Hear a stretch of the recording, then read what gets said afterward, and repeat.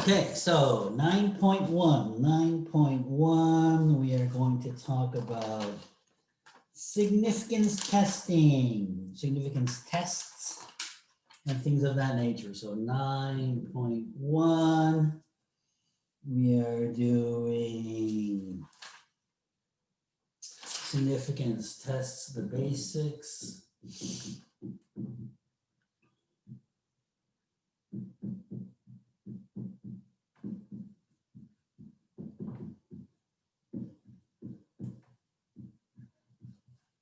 So significance testing, significance test, the basics is what we're going to talk about.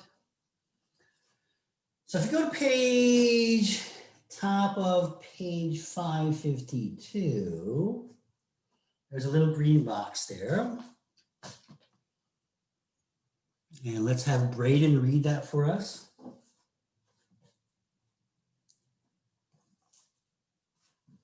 That the one-sided and two-sided hypothesis?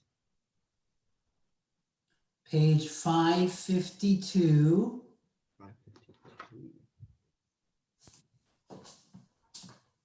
Significance test. A significance test is a formal procedure for using observed data to decide between two competing claims, called hypotheses.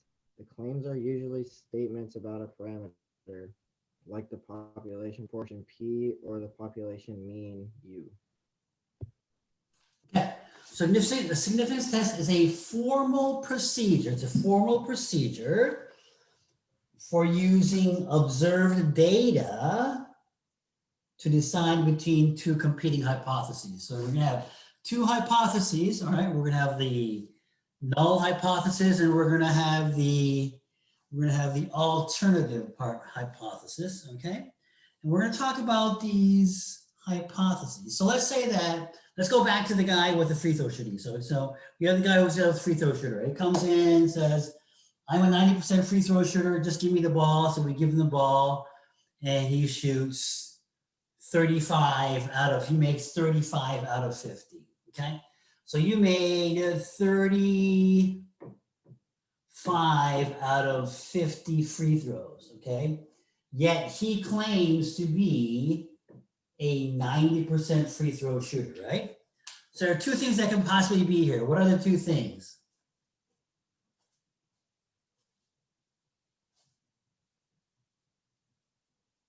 What are the two possibilities of things happening here?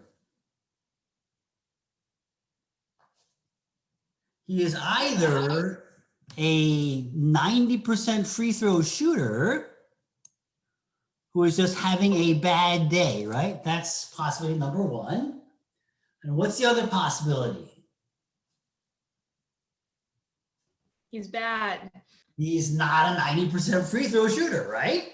So you have a possibility that P is actually 0.9. His probability of his free throw making rate is 0.9. Or you have one that is like this, right? So we're going to call this the null hypothesis, H naught. We're going to call this the alternative hypothesis, right? So one of them's going to be right, Whether it's this guy or this guy, okay? And we're going to use the data. So the data gives us proof or evidence of what?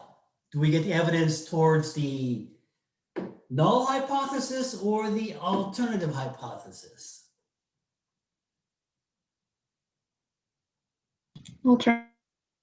It's the alternative, right? So based upon this one single data point, okay, the evidence shows us that it's going to be this. The question is that evidence enough?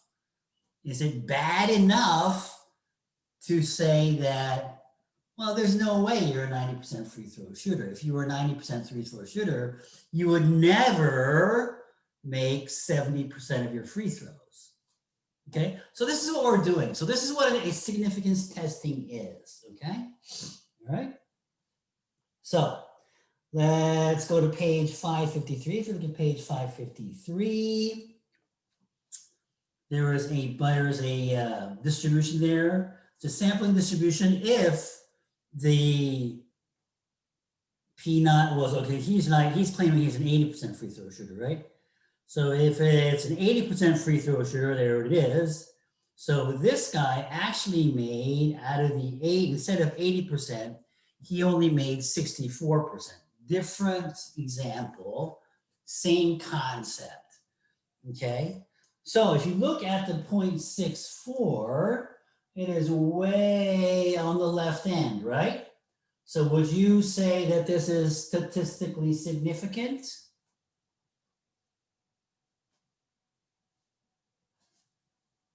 What is statistically significant? What does that mean? What does that phrase mean? Not plausible by chance. Not plausible by chance. And we had agreed that that would be what?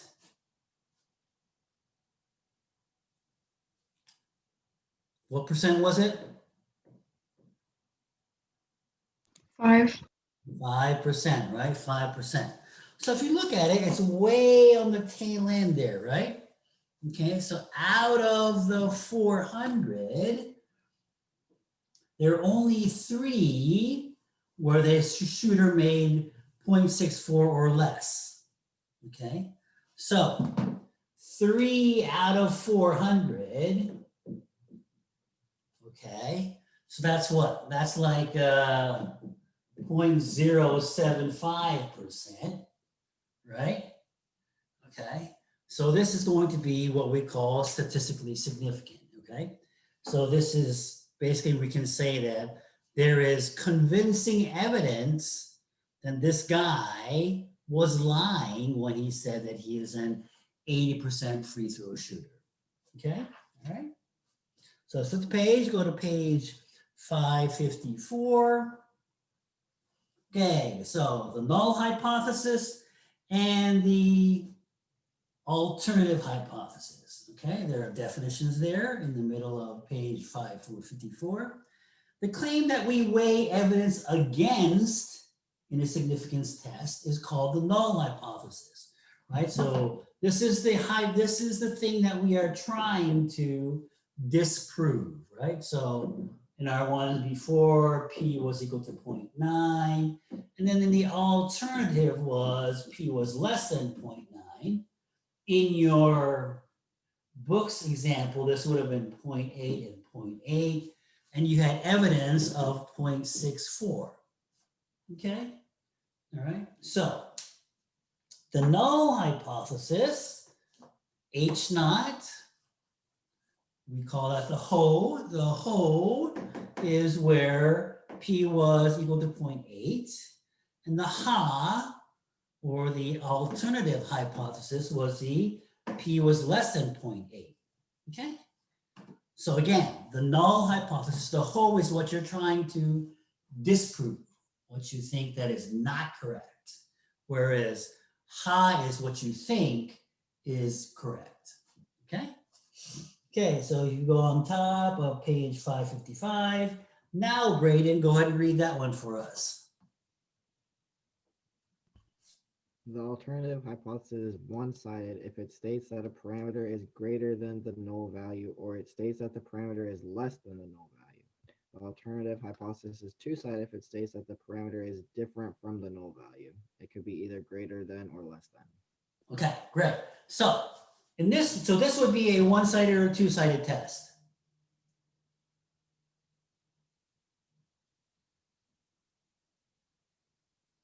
One-sided. This would be one-sided because it's less than here, right? If this was a two-sided test, you would see something like this, where P is not 0.8. Okay, and there would be times when you can use that, and that would be a double-sided time, okay, a two-sided test, okay? So if you look at the example of juicy pineapples, that the Hawaii Pineapple Company managers are interested in the size of the pineapples grown in the company's fields. Last year, the mean weight of the pineapples harvested were 31 ounces. A different irrigation system was installed in this field after the growing season. The managers wonder if this change will affect the mean weight of the pineapple grown in the field this year. State appropriately the hypotheses for performing a significance testing. Be sure to define the parameter of interest. So the parameter of interest is what? Is that the mean is what? 31 inches, was it? 31 ounces, that the mean was 31 ounces. And the alternative here would be, is it greater than or less than? Actually, it is just not 31. And this would be a two-sided significance test, okay? Okay, flip the page. P-value. Okay, now we're going to have a new definition here where we're going to have to find something called a p-value. Okay, let's go ahead and read the definition first. The p-value. P-value of a test. So this is something that you have when you're doing a test. You're doing a significance test. A p-value of the test is the probability of getting evidence for, so you're getting evidence for the alternative hypothesis. Okay, so the larger the p-value, means that you have a greater probability of getting evidence for the alternative, which we're trying to prove, right? We're trying to get evidence for the so the p-value, the larger the p-value, okay, we're going to get a better chance of finding evidence for the and disproving the ho. Okay? So, p-value for the test is probability of getting evidence for the as strong or stronger than the observed evidence when the null hypothesis is true. Okay? All right? So, again, if the p-value is large, that means that you get evidence for the If the p-value is low, that means you do not. Okay? So let's look at the example there. Healthy bones. Calcium is a vital nutrient for the healthy bones and teeth. The NIH recommends a calcium intake of 1,300 milligrams per day for teenagers. The NIH is concerned that teenagers aren't getting enough calcium on average. Is this true? Research decided to perform a test of, so we're gonna have the HO, which is, the HO says that yes, the intake is equal to milligrams per day, where the is they're not getting enough, right? We said that they were not getting enough. So you're getting less than 1,300 milligrams a day. Okay, so that was the HO and this the okay? So where mu is the true mean daily calcium intake, okay? And they did the study and they found that the X bar, the sampling said that X bar was equal to 1198 with a standard deviation of, what's standard deviation? 411. Researchers performed a significance test and obtained a p-value of, so the p-value was 0.1404.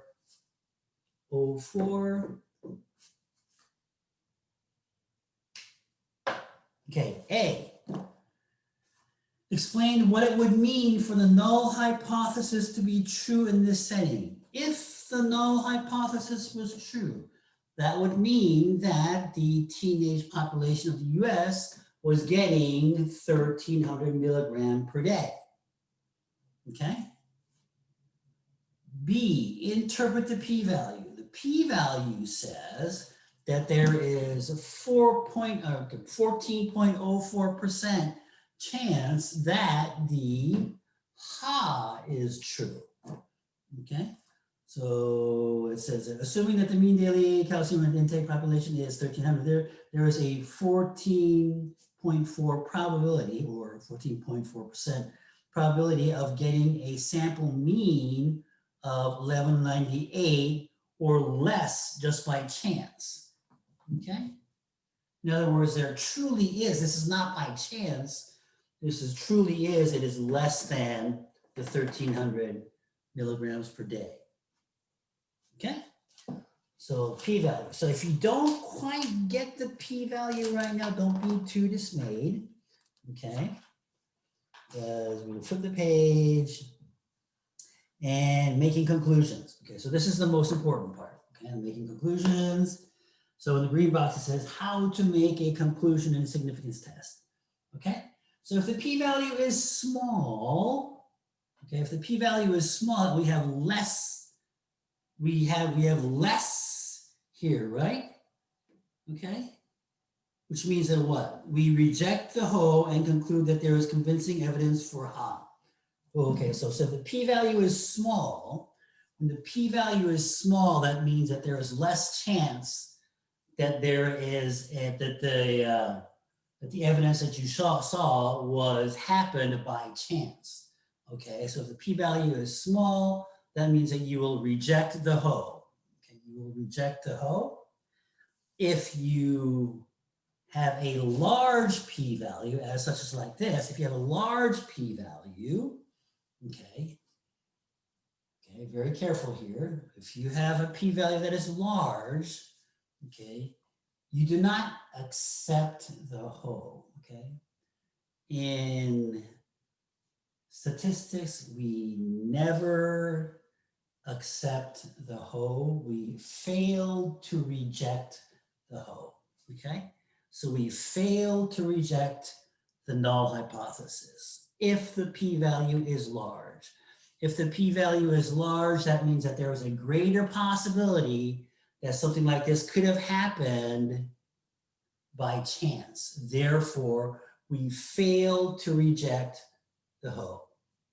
Okay, all right? So, again, if the p-value is small, you reject the Ho. Okay, if the p-value is not small, we fail to reject the Ho. Okay, so, okay, let's go back. So, basically the way this works is this. You're going to do a significance testing at a certain significance level. Okay, so that's down there on the very bottom. The significance level, alpha, is the value that we use as a boundary for deciding whether an observed result is unlikely to happen by chance. So you're going to do a significance level. You're going to do a significance test. You're going to do so you're going to do the significance test at a certain level. You're going to say that alpha level, okay, and basically you're going to go ahead and perform the test. Once you perform the test, you are going to calculate, or you're going to find a p-value. Okay, you're going to find a p-value. Okay, if the p-value is larger than the alpha, if p-value is larger than the alpha, you are going to fail to, hang on a second.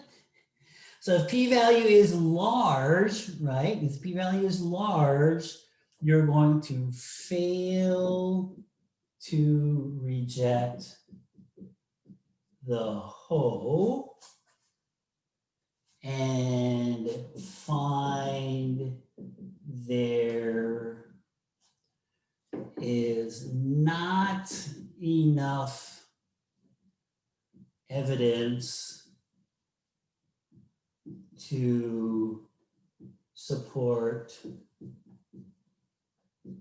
the Ha. Okay? So if P is greater than alpha, you're going to fail to reject the Ho, find there is not enough evidence to support the Ha. If P is less than alpha, if your P is very small, then you will reject the hoe, and you have found convincing evidence for the ha. Okay? In a nutshell, this is what significance testing is.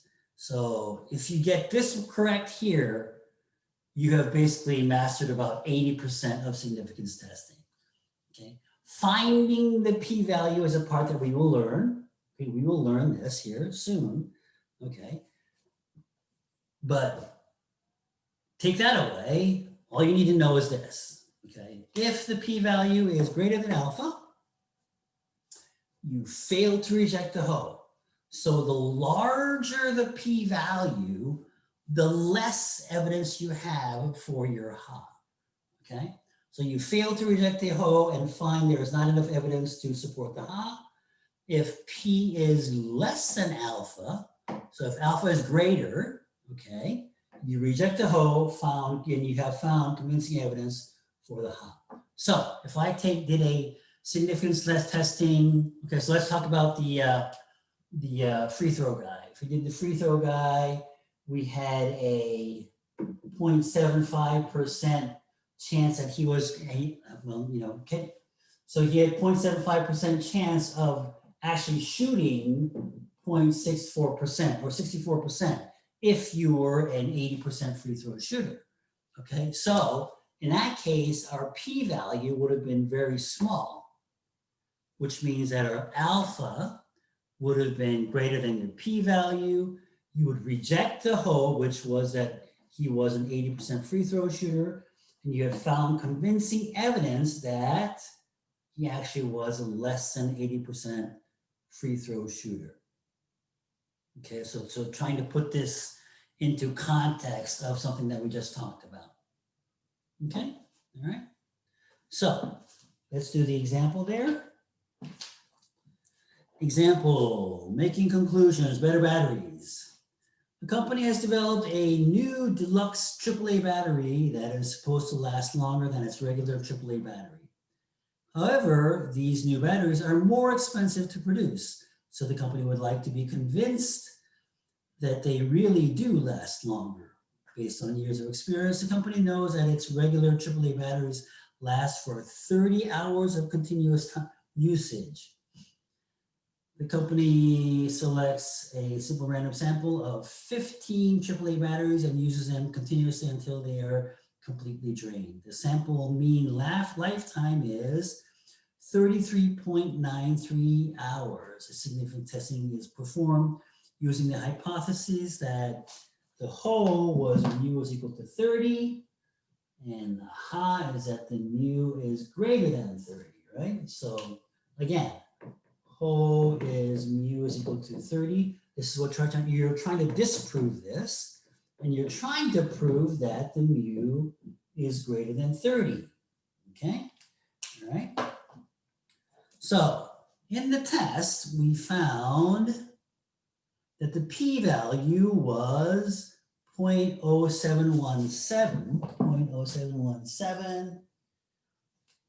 So the p-value was 0.0717, or the alpha was equal to 0.05. Okay, so which case is this? Is this case number 1 or case number 2 here? What is larger?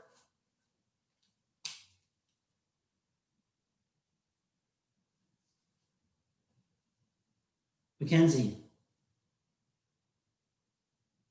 The p-value is larger. the p-value is larger. So is it case 1 or case 2? 1. Case 1. So tell me what's going on here. So since the p-value is larger, we fail to reject the hoe. Which is what? What is the hoe? Isn't it 0.05? No, that's the alpha. The hoe is what? The null hypothesis that the mu, the mean lifetime is 30, right? So Yeah. we failed to reject that the mean lifetime is 30, find there is not enough evidence to support the fact that the mu actually was greater than 30, right? So if you look at the book says, because the p-value is larger than the alpha, we fail to reject the whole. We do not have convincing evidence that the true mean lifetime of the company's deluxe AAA batteries is greater than 30 hours. Okay, all right, everybody get that? All right, again, this is here. This is what you need to know. 1 or 2. Which one am I doing? P-value, alpha. Okay, all right. Okay, I'll stop here.